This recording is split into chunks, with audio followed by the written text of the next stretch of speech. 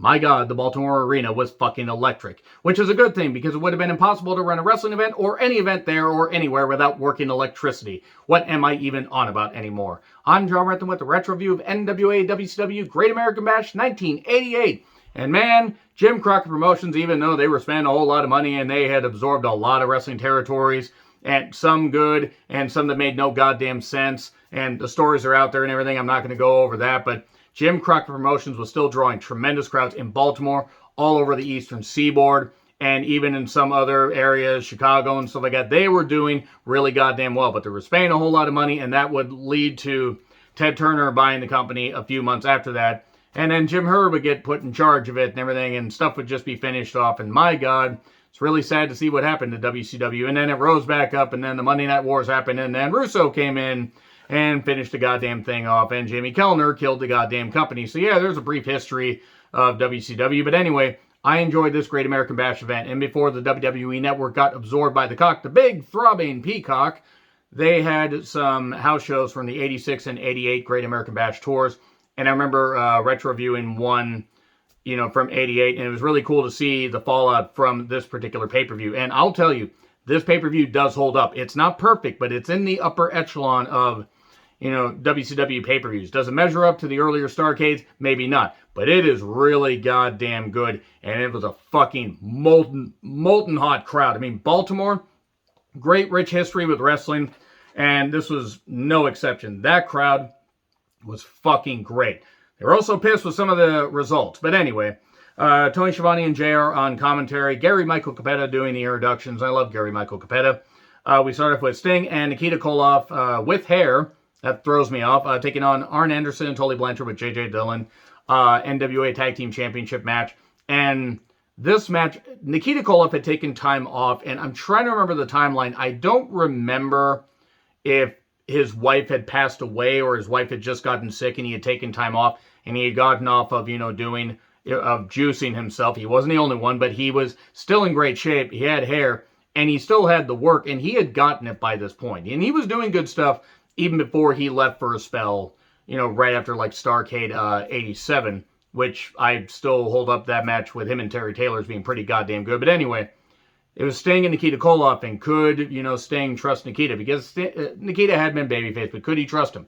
Oh, he could trust him, and man, Nikita was there for everything. Arn and Tully, they worked really goddamn well together. One of the greatest tag teams of all goddamn times. Jumpstart. Sting does a friggin' dive on Arn. The crowd explodes. JR explodes. I'm getting goosebumps. I just watched this a couple hours ago, but that crowd had goosebumps all over my fucking arms.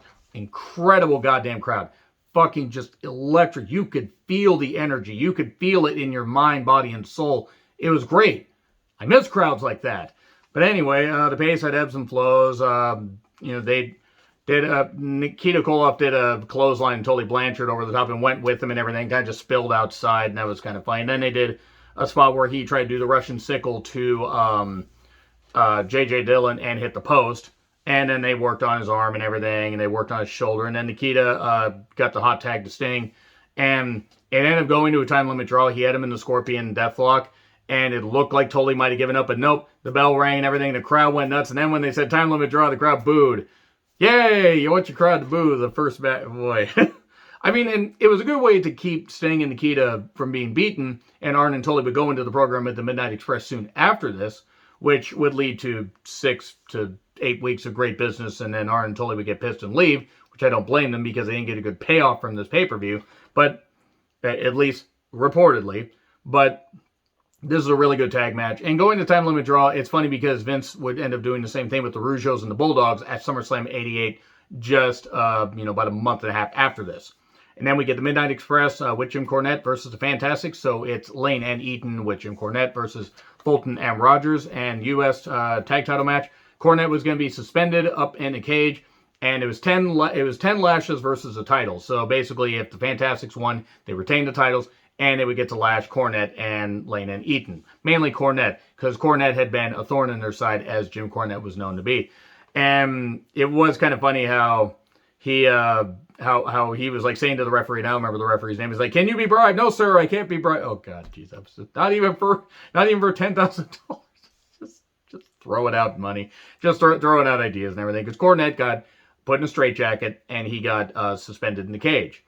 And it was good pace, nice double team work. The Express got much more of a favorable reaction because it was hard not to appreciate the Midnight Express. Even though Fulton and Rogers were a damn good team, they were going back and forth, working, I believe, for Giant Baba at this point, and had been doing that even since the World Class days. And they had worked with the Midnight Express in World Class for the brief, like 6-month period that the Midnight Express were there. And even that infamous Parade of Champions 2 match where, yeah, the Fantastics won the whole goddamn they lost the tag titles rather in front of everybody with the double pin, and then Fantastics got the belts. Check out my retro review of that if you want. But this, really, really good match. Rocket Launcher got countered. Fulton got tagged. And at one point, he got slammed on the goddamn concrete. I mean, ow, that looks like really goddamn painful. And Tommy Young got like a finger in the eye and everything. Tommy Young's all over it. Really, real shame what happened to Tommy Young. Like, having a neck injury, I believe, like in early 89. And he wasn't able to referee anymore. But, he's one of the greatest referees of all time. Like, honestly, his facial expressions, the way he knew how to get timing down. Tommy Young was great. Much respect to him. But there was a chain there. Even though Cornette was up there, they had a chain. The chain got involved in everything, and Eaton punched out, punched him out. 1, 2, 3, got the victory. But then he put the chain in Fantastic's tights.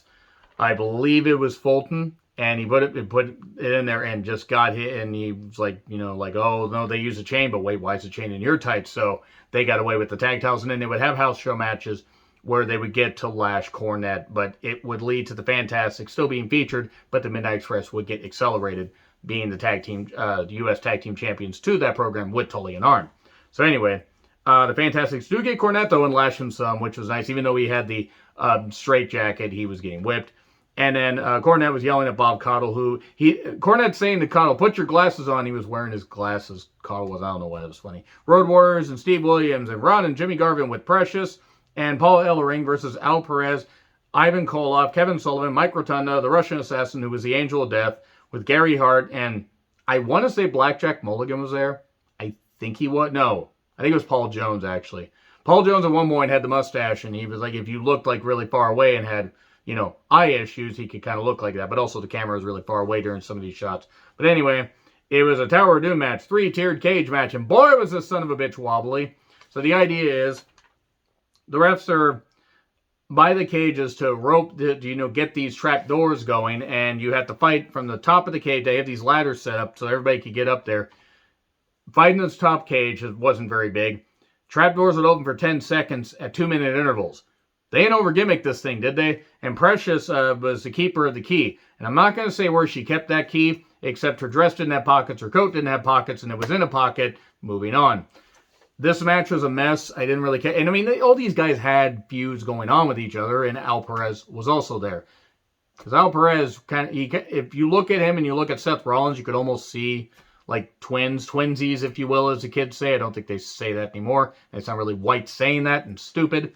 But Al Perez kind of reminded me of Seth Rollins. But anyway, he also thought he should be the NWA champion when he was a Black Scorpion. It was stupid. So, yeah, it was a mess. It was a real mess because this sounded good in theory. I mean, yes, everybody got some shots in and everything, but it was overly gimmicky. It took forever. It was dangerous, as fuck. Also, because that cage, even though they kept it as sturdy as they could, it wasn't very sturdy.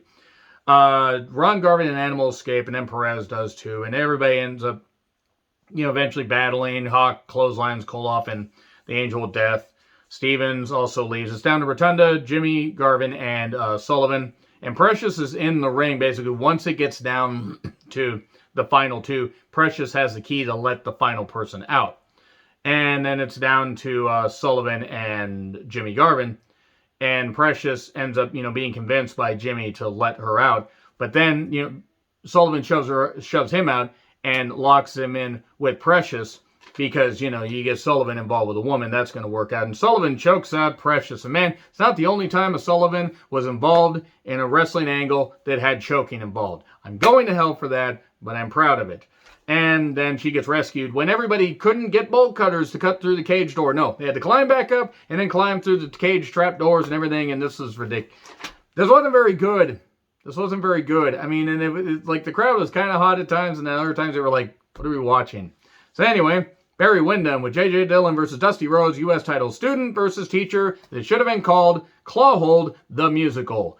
80,000,000% Clawhold. And I get it. Barry Windham using, Blackjack Mulligan's Clawhold and everything, because of the family relation and everything. And yes, the Clawhold, it was still deadly, but Dusty was trying to still be in the mix and everything. Yes, he was getting reactions, but Barry was bouncing around like a fucking Super Bowl for him. And by the way, I want to emphasize something. Interference happens in a little bit from somebody that was just in the previous match. We get the claw hold and Dusty get fighting off 4 minutes and then some. And then the referee gets dumped to the outside. Tommy Young took a lot of bumps. Toss off the top, big elbow, but no ref. You can see a shot of Ron Garvin in the back. And, Ron Garvin comes in and Dusty's like, oh, you're my friend. Get the referee. Boom, hands of stone. He knocks him out. And then Windham gets a claw hold on and beats him. And then we see Dr. Death checking on Dusty. And then we cut back to Ron Garvin being paid off by J.J. Dillon and Gary Hart. This is also one of the last appearances of Ron Garvin because he would go to WWE for a couple years. I don't know what the end game was supposed to be because I don't think a Dusty Rhodes versus Ron Garvin feud would have really worked in '88. But man, it was just weird because Ron Garvin on the face side and then boom, I'm going to knock Dusty out. And okay, he was paid off. Bit weird. They just slammed 2 angles into one. Lex Luger versus Ric Flair, NWA title match. And Flair can make anybody look good. I will say this though, Luger, I have more of an appreciation, even though I don't like the fact that he contributed to the death of Miss Elizabeth, and he fucking did.